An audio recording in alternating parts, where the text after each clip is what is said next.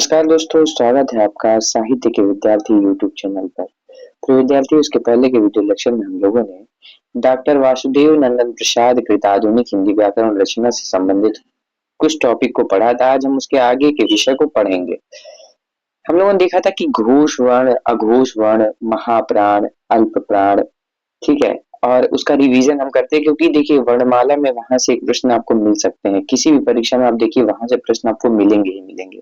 तो आप आइए हम लोग पहले रिवीजन करते हैं कि अल्प प्राण और महाप्राण क्या है। ठीक है, अल्प प्राण का हम लोगों ने सूत्र बनाया था 135 अंतस्थ। प्रिय विद्यार्थियों, हम लोगों ने सूत्र क्या बनाया था अल्प प्राण का कि 135 अंतस्थ। ठीक है, इसका मतलब क्या है, स्पर्श व्यंजन का पहला, तीसरा तथा पांचवा वर्ण और अंतस्थ व्यंजन क्या होते हैं, यह अल्प प्राण होते हैं। अच्छा सर, अल्प प्राण कहेंगे किसे? तो जब देखिए अगर वायु की मात्रा जो है अल्प मात्रा में निकले, ठीक है, जिनके उच्चारण में श्वास पूर्व से अल्प मात्रा में निकले, जिनमें हकार जैसी ध्वनि नहीं होती है, ध्यान दीजिएगा, हकार जैसी ध्वनि नहीं होगी तो भी अल्प प्राण होगा। कभी ऐसे भी प्रश्न बन सकता है, हकार जैसी ध्वनि हो या वायु की मात्रा अधिक निकले तो आप उसके उस प्रश्न में विकल्प में घोष को ढूंढिएगा। ठीक है, महाप्राण को ढूंढिएगा। अगर हकार जैसी ध्वनि आपको दिखे कि किसमें हकार जैसी ध्वनि उपलब्ध होती है तो वहां पर महाप्राण ढूंढिएगा। अच्छा, महाप्राण का हम लोगों ने सूत्र बनाया था कि 24 ऊष्म। ठीक है, 24 ऊष्म हम लोगों ने सूत्र बनाया था। इसका क्या मतलब है, मतलब स्पर्श व्यंजन का दूसरा और चौथा वर्ण तथा ऊष्म व्यंजन, जिसमें तालव्य श, दंत श और मूर्धन्य श और ह आता है। ठीक है, अब देखिए प्रिय विद्यार्थियों, हम लोग रिवीजन करेंगे कि हम लोगों ने घोष अर्थात जिसे सघोष कहते हैं और अघोष में कौन कौन सा सूत्र पढ़ा और कैसे हम बताएंगे कि यह घोष व्यंजन है या अघोष है। तो प्रिय विद्यार्थियों, हमें सबसे पहले यह ध्यान देना होगा कि घोष में क्या होता है, घोष में होता है नाद। ठीक है, घोष में क्या होता है, घोष में होता है नाद। ठीक है, अगर हमसे पूछे अघोष में क्या है, तो अघोष में केवल होता है श्वास का प्रयोग। ठीक है, आप एक क्लियर रखिए, दूसरा आपका सही हो जाएगा। आप ऐसे ध्यान रखिए कि घोन मतलब घोष और नाद। ठीक है, अघोष में होता है श्वास का प्रयोग। हम लोगों ने एक सूत्र बनाया था बड़ा अच्छा सघोष का कि 345 स्वर अंतस्थ हैं। हम लोगों ने सूत्र क्या बनाया था कि 345, ठीक है, 345 स्वर अंतस्थ हैं। ठीक है, हम लोगों ने सूत्र बनाया था 345 स्वर अंतस्थ हैं। इसका क्या मतलब है, तो इसका मतलब यह है प्रिय विद्यार्थियों कि स्पर्श व्यंजन का तीसरा, चौथा, पांचवा वर्ण सभी स्वर अंतस्थ व्यंजन तथा ह, ह, ध्यान दीजिएगा, ह भी किसके अंतर्गत आता है, वह सघोष या घोष वर्ण के अंतर्गत आता है। ठीक है, अगर आपसे एग्जामिनर पूछे कि क्या घोष में केवल नाद का प्रयोग होता है तो कहिएगा हाँ, घोष में केवल नाद का प्रयोग होता है। अगर आपसे एग्जामिनर ये पूछे कि किस व्यंजन ध्वनि के उच्चारण में केवल श्वास का प्रयोग होता है, ठीक है, घोष में कि अघोष में, किसमें श्वास का केवल प्रयोग होता है, तो अघोष में केवल श्वास का प्रयोग होता है। ठीक है, हम लोगों ने सारे विषयों को, सारी बातों को, ठीक है, फास्ट ट्रैक तरीके से रिवीजन किया। अब हम आते हैं उसके आगे की बात। ठीक है, आज हम लोग पढ़ेंगे क्या, आज हम लोग पढ़ेंगे हल, हिंदी के जो नए वर्ड हैं, ठीक है, जैसे छत, ज्ञ, ये सब। और उसके साथ साथ हम लोग अनुस्वार अनुनासिक को पढ़ेंगे प्रिय विद्यार्थियों।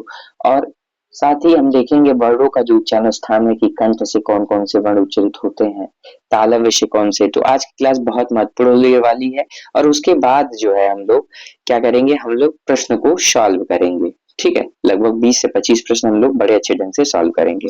देखिए हमसे बता रहे हैं हल, ठीक है, हमसे कह रहे हैं हल,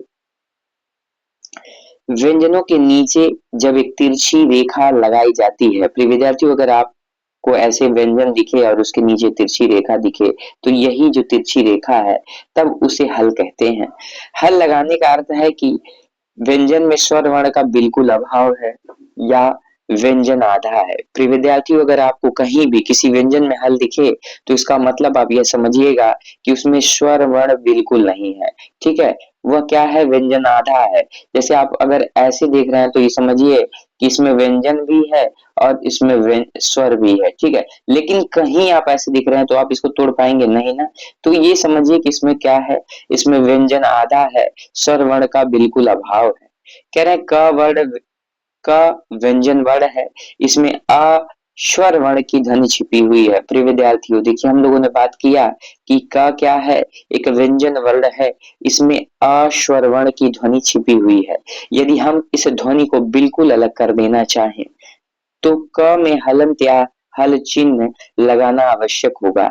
ऐसी स्थिति में इसके इसके रूप इस प्रकार होंगे क ख ग घ।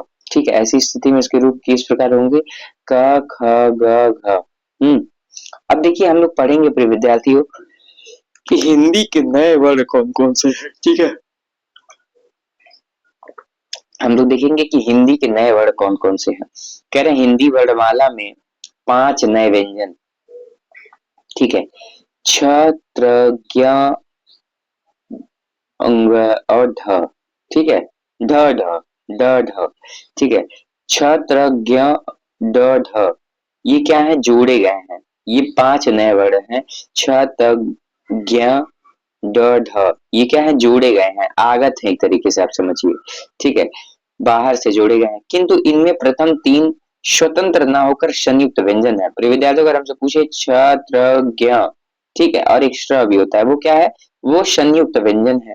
ठीक है, संयुक्त व्यंजन है जिनका खंड किया जा सकता है। प्रिय विद्यार्थियों अगर आप छ का खंड करना चाहें, ठीक है, तो ये क और श से मिलकर बना है। ठीक है, तो आप खंड कर लेंगे। आप त्र का खंड करना चाहें तो प्रिय विद्यार्थी यह त और र से मिलकर बना है, आप खंड कर लेंगे। ठीक है, उसी तरह हम ज्ञ की बात करें तो ज्ञ भी ज और इ से मिलकर बना है, आप खंड कर लेंगे। ठीक है, लेकिन बाद में ये कह रहे हैं कि जो ड है उसका आप खंड नहीं कर पाएंगे। यहाँ पे ये हमसे बता रहे हैं, कह रहे हैं कि अतः छ तक ज्ञ की गिनती स्वतंत्र वर्णों में, ठीक है, स्वतंत्र वर्णों में नहीं होती है। मतलब समझ रहे हैं, जो छ त्र ज्ञ है इनकी जो गिनती है स्वतंत्र वर्णों में नहीं होती है। ड और ढ के नीचे बिंदु लगाकर 2 नए अक्षर ड और ढ बनाए गए, ये संयुक्त व्यंजन है। ठीक है, ये भी क्या है, संयुक्त व्यंजन है। यहाँ ड ढ में र की ध्वनि मिली है। ठीक है, ड ढ में क्या है, र की ध्वनि मिली है। इनका उच्चारण साधारणतः मूर्धा से होता है। ठीक है, जो इनका उच्चारण होता है ड ढ में जो र की ध्वनि मिली है, अगर इनका उच्चारण आप देखें तो वो कैसे होता है, साधारणतः मूर्धा से होता है। ठीक है, किससे होता है, साधारणतः मूर्धा से होता है, क्योंकि आप देखिए र का उच्चारण स्थान पता कर लीजिए, मूर्धा ही है। अब एक चीज हम लोग तैयार कर लिया कि र का उच्चारण स्थान क्या है, मूर्धा है। अब देखिए आगे, किंतु कभी कभी जीभ का अगला भाग उलटकर मूर्धा में लगाने से भी वे उच्चरित होते हैं। ठीक है, हिंदी में अरबी फारसी की ध्वनियों को भी अपनाने की चेष्टा है। व्यंजनों के नीचे बिंदु लगाकर इन नई विदेशी ध्वनियों को बनाए रखने की चेष्टा की गई। प्रिय विद्यार्थियों जैसे क्या हुआ ना, अरबी फारसी से भी कुछ शब्द लिए गए। अच्छा ठीक है, उनको विशेष दिखाने के लिए जो है कैसे हम लोग जानेंगे कि वो आगत है या नहीं, तो हम लोगों ने क्या किया, हम लोगों ने विदेशी ध्वनियों को बनाए रखने के लिए क्या किया, उन व्यंजनों में जो है चिन्ह लगा दिया, बिंदु का चिन्ह लगा दिया। जैसे आप देखिए कलम में, हाँ खैर में देखिए ख पे, जरूरत में। अब देखिए किंतु हिंदी के विद्वानों पंडित किशोरी दास वाजपेयी, पराड़कर जी, टंडन जी, ठीक है, काशी नागरी प्रचारी सभा और हिंदी साहित्य सम्मेलन को यह स्वीकार नहीं है। ठीक है, अगर हम देखें कि जो हिंदी के लिए, हिंदी के विकास में काम करने वाली संस्था हो है, अगर हम बात करें नागरी प्रचारी सभा की या 1910 में स्थापित हिंदी साहित्य सम्मेलन की, ठीक है, कह रहे हैं इनको ये सारी चीजें स्वीकार नहीं है। इनका कहना है कि फारसी अरबी से आए शब्दों के नीचे बिंदी लगाए बिना इन शब्दों को अपनी भाषा की प्रकृति के अनुरूप लिखा जाना चाहिए। बांग्ला और मराठी में भी ऐसा ही होता है। प्रिय विद्यार्थियों अब हम लोग पढ़ेंगे अनुस्वार और अनुनासिक, जो बहुत ही महत्वपूर्ण है। ठीक है, बहुत ज्यादा महत्वपूर्ण हमारी परीक्षा के लिए। और हम लोगों ने इसके पहले भी अनुस्वार और अनुनासिक को थोड़ा मोड़ा देखा था, जहाँ पे हम लोगों ने बात किया था अनुनासिक निरनासिक में। हम लोगों ने देखा था अनु अनु, और हम लोगों ने ये दिखाया था, ये बात किया था कि इसमें नाक और मुंह, नमो, अनु नमु माने नाक और मुंह दोनों का उच्चारण होता है, दोनों से उच्चारण होता है, ठीक है, और उच्चारण में लघुता रहती है। हम लोगों ने निर्नासिक में बात किया था कि केवल मुंह से बोले जाने वाले जो श स्वर वर्णों को निर्नासिक कहते हैं, जैसे इधर उधर आप, ठीक है। आज हम पढ़ेंगे प्रिय विद्यार्थियों अनुस्वार और अनुनासिक, ठीक है। कह रहे हैं अनुस्वार का चिन्ह यह होता है, ठीक है, जिसको हम लोग ऐसे बिंदी के रूप में लगा देते हैं किसी शब्द में, ठीक है। अब देखिए अनुनासिक जिसको हम लोग अर्धचंद्र चंद्र बिंदु कहते हैं, प्रिय विद्यार्थियों चंद्र बिंदु कहते हैं, वह अनुनासिक होता है। हिंदी में अलग अलग ध्वनियां हैं, इनके प्रयोग में सावधानी रखनी चाहिए, ठीक है। आइए बात करते हैं। क्या है? अनुनासिक के उच्चारण में नाक से बहुत कम सांस निकलती है और मुंह से अधिक, ठीक है। अब देखिए ये बहुत महत्वपूर्ण है, हम लोगों ने वहां केवल यही पढ़ा था कि ऐसे स्वरों के उच्चारण में नाक और मुंह दोनों से होता है और उच्चारण में लघुता रहती है। यहाँ पे हम लोग को और थोड़ा डिफाइन करके बता रहे हैं कि अनुनासिक में उच्चारण नाक से बहुत कम सांस निकलती है और मुंह से अधिक सांस निकलती है, ठीक है। नाक से बहुत कम सांस, ठीक है, निकलती है और मुंह से अधिक। जैसे देखिए आस, आंत, गांव, चिड़िया। अब देखिए इन शब्दों को आप बोलिए तो आप फील करेंगे कि नाक से कम सांस निकल रही है और मुंह से सबसे ज्यादा निकल रही है। कह रहे हैं कि पर अनुस्वार के उच्चारण में नाक से अधिक सांस निकलती है और मुख से कम, ठीक है। अब जैसे अंक, अब देखिए नाक से ज्यादा आपकी सांस निकल रही, अंश, ठीक है। देखिए जोर भी आप नाक पे ज्यादा दे रहे हैं, पंच, अंग। तो क्या होता है, अब देखिए दो चीजों में अंतर हम लोग कर लिए। क्या? अगर हमसे पूछे अनुनासिक में तो हम कहेंगे कि भैया नाक से कम सांस निकलती है और मुंह से अधिक, जैसे दांत, आंत, गांव, चिड़िया। फिर हम बात करेंगे अनुस्वार के उच्चारण में नाक से अधिक सांस निकलती है और मुख से कम सांस निकलती है, ठीक है। और हम बात करेंगे अंक, देखिए नाक का ज्यादा, हम ज्यादा सांस निकल रही, ठीक है। अब देखिए आगे कह रहे हैं अनुनासिक स्वर की विशेषता है, अर्थात अनुनासिक स्वरों पर चंद्र बिंदु लगता है, ठीक है। कह रहे हैं अनुनासिक जो है, अनुनासिक स्वर की विशेषता अर्थात अनुनासिक स्वरों पर क्या लगता है, चंद्र बिंदु लगता है। लेकिन अनुस्वार एक व्यंजन ध्वनि है, ठीक है। प्रिय विद्यार्थियों हमसे यह भी बताया जा रहा है कि अनुस्वार एक व्यंजन ध्वनि है। अनुस्वार की ध्वनि प्रकट करने के लिए वर्ण पर बिंदु लगाया जाता है, ठीक है। जैसे अभी हम लोग ने बात किया था ना अंक में, तो क्या है इसको हम लोग प्रकट करने के लिए क्या करते हैं, ये बिंदु एक चिन्ह लगा देते हैं, ठीक है, अंक। अब देखिए कह रहे हैं कि तत्सम शब्दों में अनुस्वार लगता है। देखिए ऐसा मतलब श्योर नहीं है, लेकिन प्रायः ऐसा होता है कि तत्सम शब्दों में क्या लगता है, अनुस्वार लगता है और उनके तद्भव रूपों में चंद्र बिंदु लगता है, ठीक है। अब देखिए आपको एक तद्भव तत्सम की एक लिस्ट भी क्लियर हो गई। जैसे अंगुष्ठ से अंगूठा, ठीक है, आपसे पूछे कि अंगूठा क्या है तो तद्भव है, और ये क्या है, अंगुष्ठ है। दांत क्या है, तद्भव है, ये तत्सम है, ठीक है। आपसे पूछे आंत और अंत्र, ठीक है, आंत का अंत्र तत्सम हो गया। अब देखिए तीन हम लोगों की लिस्ट यह भी क्लियर हो गई कि साहब हमसे पूछे अगर तद्भव तत्सम की लिस्ट बताइए तो साहब को हम वो भी बता देंगे। अब देखिए आगे क्या कह रहे हैं, ठीक है। अब देखिए पंचमाक्षर और अनुस्वार के विषय में हम लोग को जानना है प्रिय विद्यार्थियों, ठीक है। हम लोगों को क्या जानना है, हम लोगों को पंचमाक्षर और अनुस्वार के विषय में जानना है, ठीक है, कि अनुस्वार क्या होता है और पंचमाक्षर क्या होता है, ठीक है। अभी हम लोगों ने क्या पढ़ा, तो हम बताएंगे कि सर अभी हम लोगों ने अनुस्वार और अनुनासिक को समझा, अब हम पंचमाक्षर और अनुस्वार को समझेंगे। कहना देखिए हिंदी में अनुनासिक वर्णों की संख्या कितनी है, 5 है, और ये पूछा जा चुका है प्रिय विद्यार्थियों, यह प्रश्न पूछा जा चुका है कि अनुनासिक वर्णों की संख्या कितनी है, तो अनुनासिक वर्णों की संख्या कितनी है, 5 है। ये कौन कौन से, अंग, इय, ड़, न और म, ठीक है, 5 अक्षर है। अच्छा अनुनासिक में क्या होता है, तो ऐसे स्वरों का उच्चारण नाक और मुंह दोनों से होता है प्रिय विद्यार्थियों, और उच्चारण में लघुता रहती है, जैसे, ठीक है। अनुनासिक में क्या होता है, तो अनुनासिक में क्या है, देखिए 5 वर्ण हो गए, पहली बात तो क्लियर हो गया, क्या, अंग, इय, ड़ और न और म, ठीक। अब देखिए ये पंचमाक्षर कहलाते हैं, ठीक है। इनको क्या हम कहते हैं, इनको ही हम कहते हैं पंचमाक्षर, ठीक है, पंचमाक्षर कहते हैं, क्या कहते हैं, पंचमाक्षर कहते हैं, ठीक है। संस्कृत के अनुसार शब्द का अंतिम अक्षर जिस वर्ग का हो उसके पहले उसी वर्ग का पंचमाक्षर प्रयुक्त होता है, ध्यान दीजिएगा ये बहुत महत्वपूर्ण नियम है। हमसे कह रहा है कि संस्कृत के अनुसार शब्द का अंतिम अक्षर जिस वर्ग का हो उसके पहले जो है उसी उसके पहले उसी वर्ग का पंचमाक्षर प्रयुक्त होगा। अब जैसे देखिए हम लोग बात करते हैं, ये देखिए जैसे क वर्ग है मान लीजिए, ठीक है, तो क वर्ग है। अब हमको अंक लिखना है, ठीक है, अंक लिखना है, ठीक। मान लीजिए क वर्ग है और हम अंक लिखा है, तो देखिए अब आपको यही कह रहे हैं ना कि जो कह रहे हैं अंतिम अक्षर जिस वर्ग का हो उसके पहले उसी वर्ग का, ठीक है, तो अंतिम अक्षर किसका, क वर्ग का है, तो इसके पहले जो पंचमाक्षर है ना, तो आप ये समझिए क वर्ग में पंचमाक्षर कौन सा आएगा, अंग आएगा, ठीक है, अंग आएगा। तो यही बता रहे हैं हमसे कि यही जो अंग है, ठीक है, यही इसके पहले प्रयोग देखिए अंग में प्रयुक्त हुआ है। अब देखिए च वर्ग में क्या आता है, ई आता है ना, तो इस चंचु में क्या है, देखिए ई का प्रयोग है। ट वर्ग में देखिए र आता है, हाँ, तो अब देखिए वही आ गया है। अब देखिए त वर्ग में क्या, त थ द ध न, पंचमाक्षर क्या है, न है, तो देखिए न का प्रयोग है। प वर्ग में देखिए, प वर्ग में दम्भ है, हाँ, हमको पता चल गया भाई साहब अंतिम अक्षर मेरा प वर्ग का है, तो हम ऐसे याद करेंगे प फ ब भ म, म लास्ट में आ रहा है, अच्छा सर इसके पहले इसका मतलब ये आधा म है, हाँ प्रिय विद्यार्थी यह आधा म है, या ठीक है। अब देखिए कह रहे हैं किंतु हिंदी के विद्वान उक्त नियम का पालन नहीं करते हैं, ठीक है। अब देखिए मामला फंस गया, कह रहे हैं हिंदी के जो विद्वान है, जो ये नियम मैं बता रहा हूँ, इन सब का पालन नहीं करते हैं।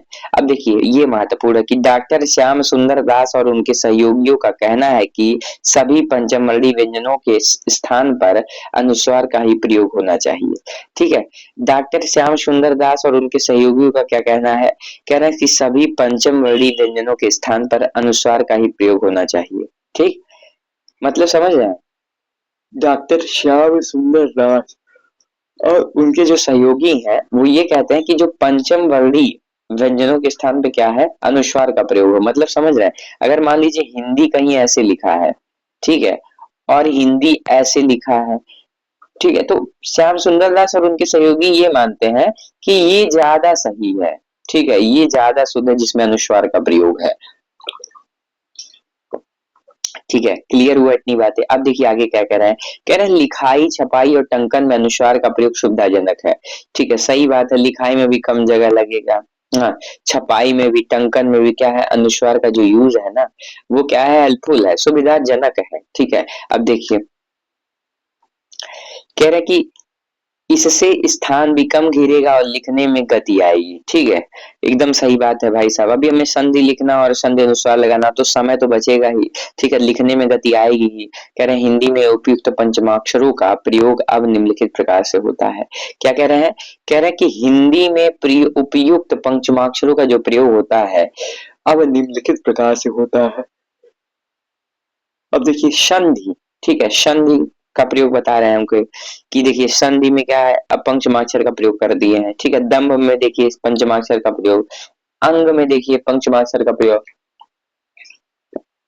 खंड में देखिए पंचमाक्षर का प्रयोग, ठीक है, चंचू में। लेकिन हिंदी में आपको पता होना चाहिए कि प्रचलित यह है, ठीक है, यह है जिसमें अनुस्वार का प्रयोग है, पंचमाक्षर का प्रयोग है, ठीक है। अब देखिए अगला देखिए हमसे कह रहे हैं अनुस्वार पूर्ण अनुनासिक ध्वनि है, ठीक है, हमसे कह रहे हैं जो अनुस्वार है ना वो क्या है, पूर्ण अनुनासिक ध्वनि है। इस ध्वनि के उच्चारण में मुंह बंद कर नाक से पूरी सांस ली जाती है, ठीक है। अब अनुस्वार पूर्ण अनुनासिक ध्वनि और इसके उच्चारण में क्या होता है, मुंह बंद कर नाक से पूरा, जैसे कंबल, कंपन, खंडन, जंतु, हंस। अब देखिए आप नाक से पूरी सांस ले रहे हैं कि नहीं, आप खुद बोल के देखिए।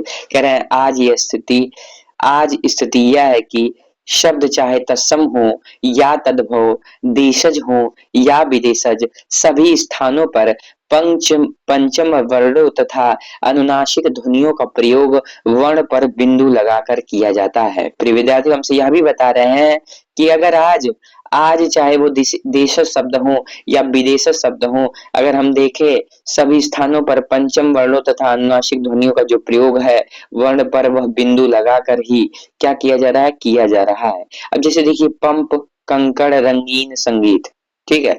अब देखिए इस प्रकार हिंदी ने पंचम वर्णी ध्वनियों के प्रयोग में संस्कृत से आजादी बरती है। ठीक है, अब देखिए क्या बता रहे हैं कि हिंदी ने पंचम वर्णी ध्वनियों के प्रयोग में, ठीक है, संस्कृत से आजादी बरती है।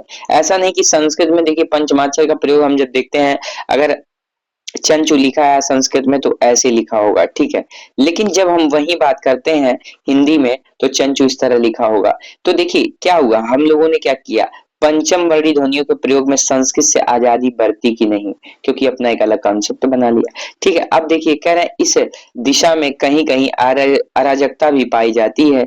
कहीं पंचम वर्णी का प्रयोग होता है, कहीं अनुस्वार का और कहीं दोनों का। ठीक है, अब देखिए ये तो इतना महत्वपूर्ण है ना कि पूछिए मत, यहाँ तो आपको याद करके सब जाना होगा। ठीक है, यहाँ तो आपको याद करके जाना होगा, यहाँ से आपको परीक्षा में इतने प्रश्न दिखने वाले हैं। ठीक है, अब इसके ये पढ़ के टॉपिक हम लोग प्रश्न को हल कर लेंगे। ठीक है, तो हम लोग की सबसे अच्छी पढ़ाई हो जाएगी। अब देखिए कह रहे हैं वर्णों का उच्चारण, कह रहे हैं कोई भी वर्ण मुंह के भिन्न भिन्न भागों में बोला जाता है। ठीक है, अब देखिए अगर आप क बोल रहे हैं, क वर्ग का वर्ण बोले, ठीक है, ख वर्ग का बोले, ट वर्ग का बोले, तो आप देखेंगे कि विशेष स्थान से वो उच्चारित होते हैं, और यही यही देवनागरी लिपि की विशेषता है प्रिय विद्यार्थियों। ठीक है, अब देखिए इनके उच्चारण स्थान कहते हैं, इन्हें उच्चारण स्थान कहते हैं, मतलब समझ रहे हैं, कोई भी वर्ण मुंह के भिन्न भिन्न भागों से बोला जाता है। ठीक है, बोला जाता है, इन्हें क्या कहते हैं, इन्हें उच्चारण स्थान कहते हैं। मुख के 6 भाग हैं। अब देखिए मुख के 6 भागों की चर्चा है, कौन कौन से, कंठ, तालु, मूर्धा, दांत, ओठ और नाक। ठीक है, अब देखिए कंठ है, ठीक है, अगर हम बात करें मुंह के कितने भाग हैं, तो मुंह के जो है 6 भाग हैं। पहले क्या है, कंठ है, तालु है, मूर्धा है, ठीक है, दांत है, ओठ है और नाक है। अब देखिए मतलब क्रम से है। ठीक है, पहले गला आपका कंठ, फिर तालु है, फिर मुर्दा, फिर आपका दांत आता है, फिर उसके बाद ओठ और फिर नाक। ठीक है, हिंदी के सभी वर्ण इन्हीं से अनुशासित और उच्चारित होते हैं। ठीक है, जो हिंदी के सभी वर्ण हैं इन्हीं से अनुशासित और उच्चारित होते हैं। चूंकि उच्चारण स्थान भिन्न है, इसलिए वर्णों की निम्नलिखित श्रेणियां बन गई हैं। ठीक है, हमसे कह रहे हैं कि चूंकि उच्चारण स्थान भिन्न है, इसलिए क्या है, वर्णों की निम्नलिखित श्रेणियां बन गई हैं। कह रहे हैं कि कंठ, हम्म, कंठ और निचली निचली जीभ के स्पर्श से बोले जाने वाले वर्ण। ठीक है, कंठ का उच्चारण स्थान क्या होता है, कंठ और निचली जीभ के, जैसे आप क बोल रहे हैं, ठीक है, क ख ग घ, तो आप देखिए कंठ का भी यूज कर रहे हैं और आप निचली जीभ के स्पर्श से बोल रहे हैं। ठीक है, तो इसमें क्या आते हैं, तो अ आ, ठीक है, और क्या, क वर्ग और ह तथा विसर्ग जो है, ये सब क्या आते हैं, ये सब आते हैं आपका किसमें, ये सब आते हैं आपका प्रिय विद्यार्थियों कंठ से उच्चारित होते हैं। अगर हम बात करें अ आ क वर्ग ह और विसर्ग, ये किससे उच्चारित होते हैं, कंठ से। आप मेरे साथ बोलिए, अ आ क वर्ग ह और विसर्ग किससे उच्चारित होते हैं, तो यह सब जो है किससे उच्चारित होते हैं, तो ये सब उच्चारित होते हैं आपका कंठ से। ठीक है, अब देखिए तालव्य से क्या क्या उच्चारित होते हैं। ठीक है, तालव्य से क्या उच्चारित होते हैं, अब देखिए तालव्य से, तो तालव्य से हम लोग देखेंगे प्रिय विद्यार्थियों, कह रहे हैं तालव्य, तालु और जीभ के स्पर्श से बोले जाने वाले वर्ण। ठीक है, तालु और जीभ के स्पर्श से। ठीक है, अब जैसे इसमें क्या आते हैं, मूल स्वर ई, दीर्घ ई, च वर्ग य और श। ठीक है, अब प्रिय विद्यार्थियों हम लोग कहते हैं ना ये तालव्य श। ठीक है, हम लोगों को एक चीज ध्यान रखना है कि यह का उच्चारण स्थान क्या है, यह का उच्चारण स्थान तालव्य है। ठीक है, अब ऐसे आप ध्यान रख सकते हैं कि तालव्य में भी यह आता है और इसमें भी यह आता है, तो ऐसे भी ध्यान रख सकते हैं। देखिए ये मात्र एक ट्रिक है। ठीक है, आपका प्रश्न किसी भी रूप में सही होना चाहिए। ठीक है, आपको विद्वान नहीं बनना, आप बस प्रश्न सही करिए। हमको दिख गया कि तालब में भी ये आता है, ठीक है, और इसमें भी ये आ रहा है, तो अब ऐसा मत सोचिए इसमें ल आ रहा है तो ल का उच्चारण तालब से नहीं, ल तो दंत से जाएगा। बस आपको सोचना है और कई बार सोच लेना है कि परीक्षा में गलत ना हो। ठीक है, आपको सोचना है और कई बार सोच लेना है। चलिए ये लिस्ट क्लियर करते हैं। कंठ से उच्चारित, तो हमसे पूछे तो हम कहेंगे आ आ क वर्ग ह और विसर्ग कंठ से उच्चारित होते हैं। हमसे पूछे तालव्य से उच्चारित कौन कौन से वर्ण होते हैं, तो हम कहेंगे ई। ठीक है, अब देखिए क वर्ग हो गया, उसके बाद क्या आता है, च वर्ग आता है। ठीक है, च वर्ग, य और श क्या है, यह तालव्य से। अब आइए बात करते हैं मूर्धन्य का, तो कह रहे हैं मूर्धा और जीभ के स्पर्श से बोली जाने वाला। ठीक है, मतलब मूर्धा और जीभ के स्पर्श से बोले जाने वाला क्या है, वह मूर्धा में आएंगे। अब देखिए री आ गया, री मूर्धन्य है, ठीक है। अब देखिए ट वर्ग आ गया, र और श, र और श, और उसमें मूर्धन्य श है, ध्यान दीजिएगा। देखिए हम लोग बोलते हैं ना मूर्धन्य श, ठीक है। ऐसे अगर हम लोग उच्चारण सही करें कि तालव्य श, मूर्धन्य श, दंत श, तो भी जो है हम लोग का उच्चारण स्थान क्लियर हो जाएगा। और प्रिय विद्यार्थी यह भी प्रश्न बन चुका है, ठीक है। अब देखिए कह रहे हैं री, ट, वर, र और श, ठीक है, ये क्या है, यह मूर्धन्य से उच्चारित होते हैं। अगर हमसे पूछे ट वर्ग का उच्चारण स्थान बताइए तो आपको बताना होगा कि मूर्धन्य। प्रिय विद्यार्थियों अगर हमसे एग्जाम में पूछे कि ट वर्ग का उच्चारण स्थान बताइए तो हमें बताना होगा कि मूर्धन्य, ठीक है। हमसे पूछे र का उच्चारण स्थान बताइए तो आपको बताना होगा मूर्धन्य। अगर आपसे मूर्ध श पूछे और उसमें आपको दिखे कि मूर्धन्य श है तो मूर्धन्य श से उच्चारित होता है, ठीक है। अब देखिए आगे क्या कह रहे हैं, कह रहे हैं मुर्गा और जीभ के स्पर्श वाले वर्ण री, ट, व, र और श। अब देखिए दंत, कह रहे हैं दंत और जीभ के स्पर्श से बोले जाने वाले, ठीक है। अब देखिए कुछ कॉमन चीज है, आप देखिए कह रहे हैं कंठ और निचली जीभ के स्पर्श से, ठीक है। जो उच्चारण स्थान है उसका जीभ से स्पर्श करा रहे हैं, ठीक है। आपको मेंस देना हो, लिखना हो, ठीक है, आपसे पूछ ले कि बताइए वर्णों का उच्चारण स्थान बताते हुए थोड़ा परिभाषित करिए, ठीक है। तो आपको ऐसे ही तो लिखना पड़ेगा। अब देखिए आपने लिख दिया, ठीक है, कंठ और निचली जीभ के स्पर्श। देखिए कंठ लिख के अगर उच्चारण केवल ध्वनियों को लिख दिया, व्यंजनों को लिख दिया, स्वर को लिख दिया, ठीक है, तो ज्यादा अच्छा नहीं माना जाएगा। अगर वहीं आप थोड़ा सा विशेषता लिख देते हैं कि कंठ और निचली जीभ के स्पर्श से बोलने आने वाले, ठीक है, तो आप सबसे अलग हो जाते हैं, ठीक है। अब देखिए कह रहे हैं दंत, दांत और जीभ के स्पर्श से बोले जाने वाले, ठीक है। अब उसमें देखिए दांत से त वर्ग मतलब त थ द ध ध न, ये तो हुआ ही, उसके साथ ल और श। प्रिय विद्यार्थियों आप कहते हैं ना दंतेश, दंतेश, ठीक है। वैसे तो व्यवहारिक आप कहते हैं छोटा श, बड़ा श, षटकोण वाला श, ठीक है, लेकिन ध्यान दीजिए यह व्याकरणिक दृष्टि से क्या है, यह गलत है। आपको ऐसे बोलना होगा मूर्धन्य श, तालव्य श, दंत श, ठीक है। और ल का उच्चारण स्थान किससे है, ठीक है, त वर्ग और लस, ठीक है। त वर्ग की बात करें और प्रिय विद्यार्थियों अगर हम लस की बात करें तो इसका उच्चारण स्थान क्या है, तो सर इसका उच्चारण स्थान तो दंत है, ठीक है। अब देखिए ओष्ठ से कौन से उच्चारित होते हैं, कह रहा है कि दोनों ओठों के स्पर्श से बोले जाने वाले, ठीक है। तो अब देखिए ऊ, ठीक है, मूल स्वर ऊ, दीर्घ ऊ और प वर्ग है, ठीक है। आप खुद बोल के देखिए, आपको नहीं आ रहा है ना तो आप प्रयास करिए बोलने का, आप बोलिए ऊ। तो आप देखिए दोनों ओठ आपके क्या कर रहे हैं, स्पर्श कर रहे हैं, ठीक है, दोनों ओठ क्या कर रहे हैं, स्पर्श कर रहे हैं। और प वर्ग ये सब क्या है, ये सब ओष्ठ, ओष्ठ से उच्चारित होने वाली क्या है, ध्वनिया है, ठीक है, या वर्ण है। अब देखिए कह रहे हैं कि कंठ तालव्य से कौन से उच्चारित होते हैं, ठीक है, कंठ तालु से कौन से उच्चारित होते हैं, तो देखिए कंठ और तालु में जीभ के स्पर्श से बोले जाने वाले वर्ण, ठीक है, कंठ और तालु में जीभ के स्पर्श से बोले जाने वाले वर्ण, ठीक है, बोले जाने वाले वर्ण। अब देखिए कह रहे हैं ए आई, ठीक है, ए आई, ए आई क्या है, तो प्रिय विद्यार्थियों ए आई का उच्चारण स्थान क्या है, कंठ बीच से भी होता है और तालव्य से भी होता है। किसे किसे होता है, कंठ से भी होता है और तालव्य से भी होता है। अब आपको सोचना चाहिए, ठीक है, कि कैसे क्यों ऐसे कह रहे हैं कि कंठ से भी होता है और तालव्य से भी होता है। क्योंकि देखिए अगर हम बात करें अ की, ठीक है, अगर हम बात करें ए की, ठीक है, तो ए कैसे बना, ठीक है, ए की बात करें, एक हम लोग समझ लें तो बाकी समझ में आए। तो ए कैसे बना, एक तो आ आया और एक क्या आया, ई आया, ठीक है, इन दोनों से बना है ये। अब देखिए आ का उच्चारण स्थान क्या होगा, कंठ होगा कि नहीं, देखिए हाँ कंठ है सर, ठीक है। ई का उच्चारण स्थान देखिए ई तालव्य की लिस्ट में आ रहा है कि नहीं, तो अब देखिए यही दोनों मिला के आप क्या कहेंगे, कंठ तालव्य। तो इसीलिए आप कहते हैं क्या प्रिय विद्यार्थियों, आप कहते हैं कि कंठ तालव्य इसका उच्चारण स्थान है, क्या है, कंठ तालव्य उच्चारण स्थान है, ठीक है। अब देखिए आगे हमसे क्या कह रहे हैं, आगे हमसे कह रहे हैं कि ई ऐ दो बनाते हैं, ठीक है। अब देखिए इनका भी उच्चारण स्थान आप लीजिए, ठीक है, तो इसमें भी कंठ तालव्य का यूज होगा। उसी तरह देखिए कंठोष्ठ, कह रहे हैं कंठ द्वारा जीभ और ओठों के कुछ स्पर्श से बोले जाने वाले वर्ण, ठीक है, ओ औ, ठीक है, ओ औ क्या है, कंठ तालव्य है, ठीक है। इनमें दो चीजों का सहारा लिया, एक तो कंठ का सहारा लिया ही जाता है, आपने देखा ना आ, ठीक है, ये तो कंठ में जाएंगे ही। अब देखिए ओष्ठ भी, अब ऊष्ठ में मिला है तो आपने कहा कि कंठ ओष्ठ, कंठ ओष्ठ, कंठ ओष्ठ, ठीक है। आपने समझ लिया कि भाई साहब हमने तो यह बात स्पष्ट जान लिया कि अगर हमसे कहेंगे, अगर हमसे कहेंगे कि भाई बताओ ए कैसे बना, आय कैसे बना, ठीक है। अब देखिए ओ का अगर हम लोग देखें, ओ का तो हम देखते हैं कि आ मिला दे और हम लोग ऊ मिला दे, ठीक है, आ मिला दे और ऊ मिला दे, ठीक है। अ मिला दे उ मिला दे मूल स्वर उ, ठीक है, मूल स्वर उ मिला दे तो ये क्या हो जाएगा, वो हो जाएगा कि नहीं? हाँ, हो जाएगा। ठीक है, अब उसमें भी देखिए आ किससे उच्चारित हो रहा है? कंठ से। ऊ किससे हो रहा है? कंठ ओष्ठ से।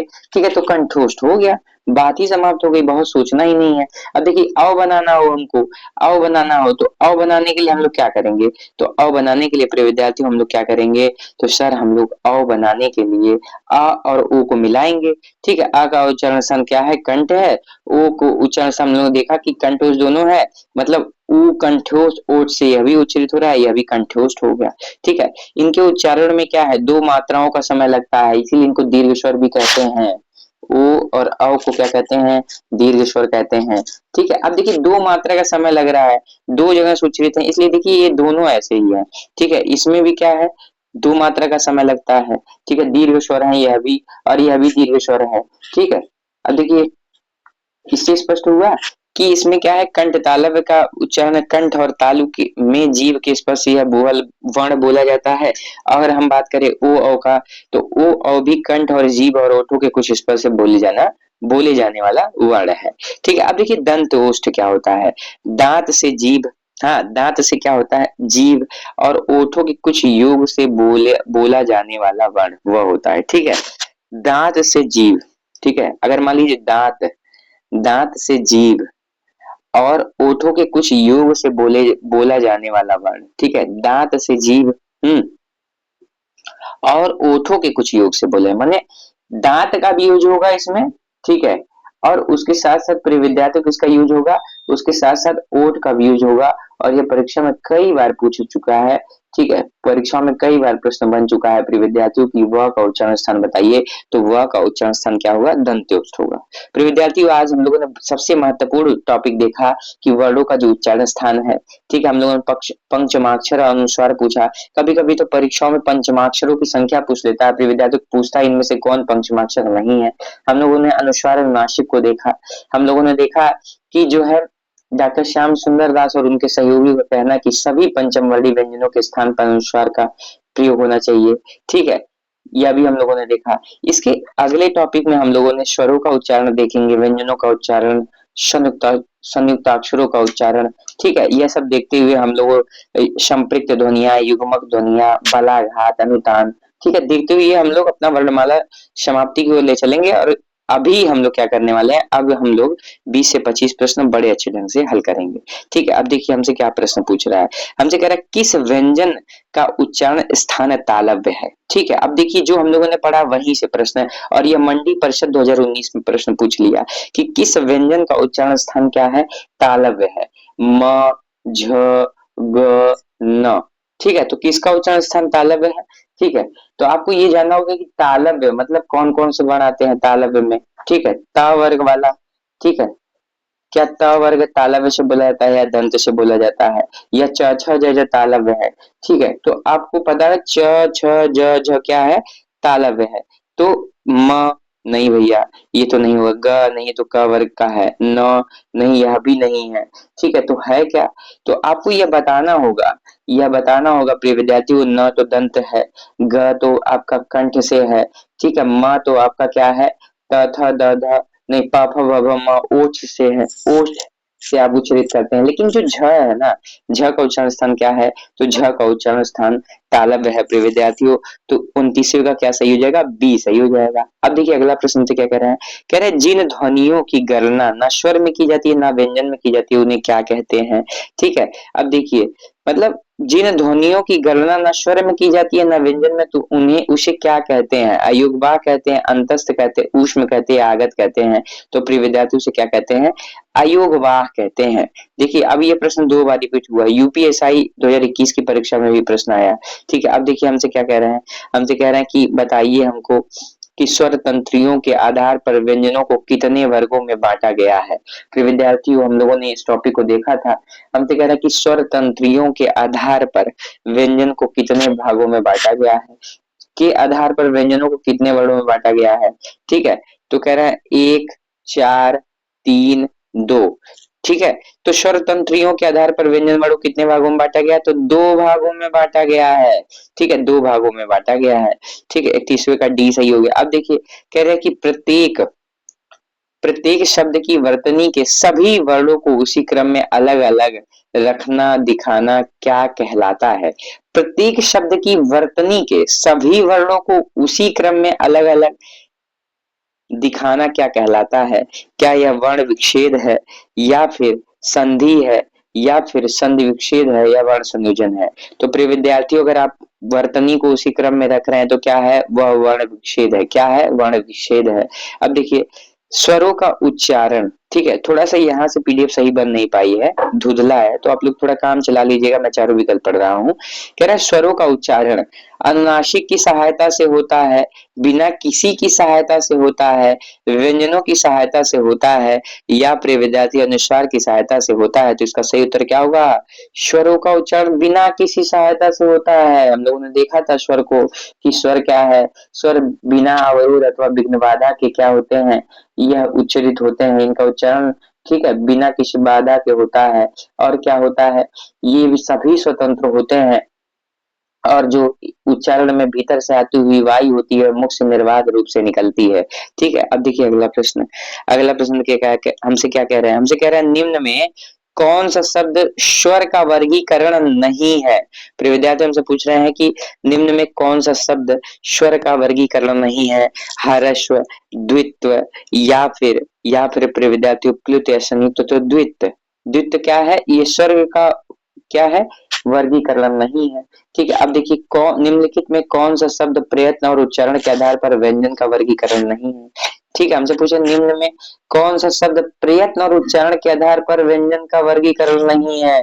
ऊष्म, उक्षिप्त, उच्छिप्त, उत्क्षिप्त, या फिर पार्श्विक या सघोष। तो प्रिय विद्यार्थी इसका सही उत्तर होगा सघोष। सघोष क्या है? सघोष जो है वह प्रयत्न, ठीक है, और उच्चारण के आधार पर व्यंजन का वर्गीकरण नहीं है। ठीक है, और ऊष्म की बात करें, उक्षिप्त की बात करें, पार्श्व की बात करें, तो ये सब क्या है? ये सब शब्द प्रयत्न और उच्चारण के स्थान आधार पर व्यंजन का वर्गीकरण है। अब देखिए अगला प्रश्न, जिन स्वरों के उच्चारण में 2 मात्रा का समय लगता है या हरस्व से 2 गुना समय लगता है उनको कहते हैं। ठीक है, अब देखिए हम लोगों ने पढ़ा था कि जिन स्वरों के उच्चारण में 2 मात्रा का स्वर लगे, ठीक है, और हम लोगों ने बात भी किया था उस विषय पे। आइए पहले प्रश्न को पढ़ते हैं, फिर विकल्पों पे पढ़ते हैं, फिर आगे चलते हैं। ठीक है, अब देखिए कह रहे हैं उनको कहते हैं क्या? लघु स्वर कहते हैं, मूल स्वर कहते हैं, प्लुत स्वर कहते हैं, या गुरु स्वर कहते हैं। अब देखिए यही बदल दिया यहाँ पे। ठीक है, दीर्घ स्वर को उन्होंने गुरु शब्द कह दिया। ठीक है, और हम इसी से कंफ्यूज हो सकते हैं। तो प्रिय विद्यार्थी उसको क्या कहते हैं? गुरु स्वर कहते हैं। ठीक है, गुरु स्वर कहते हैं। अब देखिए अगला प्रश्न से क्या कह रहे हैं? हमसे कह रहे हैं जिन व्यंजन ध्वनि के उच्चारण के समय स्वर तंत्री में कंपन होता है, उस उच्चारण स्थान पर ध्वनियों के वर्गीकरण में उसका क्या स्थान है? पुनः पढ़ते हैं। हमसे कह रहे हैं कि जिन व्यंजन ध्वनि के उच्चारण के समय स्वर तंत्री में कंपन होता है, ठीक है, स्वर तंत्री में कंपन करा रहे हैं। ठीक है भैया, अब देखिए फिर कह रहे हैं कि उस उच्चारण स्थान के आधार पर ध्वनियों के वर्गीकरण में उसका क्या स्थान है? ठीक है, वर्त से क्या स्थान है? काकल्य, कंठ या मूर्धन्य। तो इसका सही उत्तर होगा काकल्य। ठीक है, इसका सही उत्तर क्या होगा? काकल्य होगा। अब देखिए आज का हमारा अंतिम प्रश्न हमसे कह रहा है कि विसर्ग का उच्चारण स्थान है। हम लोगों ने देखा था क्या? अकु विसर्जनीय नाम कंठ। हम लोगों ने यह बात किया था प्रिय विद्यार्थियों की अ आ क वर्ग, ठीक है, ह और विसर्ग यह किससे उच्चरित होते हैं? तो प्रिय विद्यार्थियों हम लोगों ने देखा था यह तो भैया कंठ से उच्चरित होते हैं। ठीक है, तो अनुनासिक, तालव्य, ओष्ठ, कंठ। ठीक है, तो हम लोगों ने देखा क्या होगा? कंठ से उच्चरित होते हैं। किससे? कंठ से उच्चरित होते हैं। उम्मीद करते हैं कि आज का वीडियो लेक्चर आपको पसंद आया होगा। धन्यवाद। जय गुरुदेव।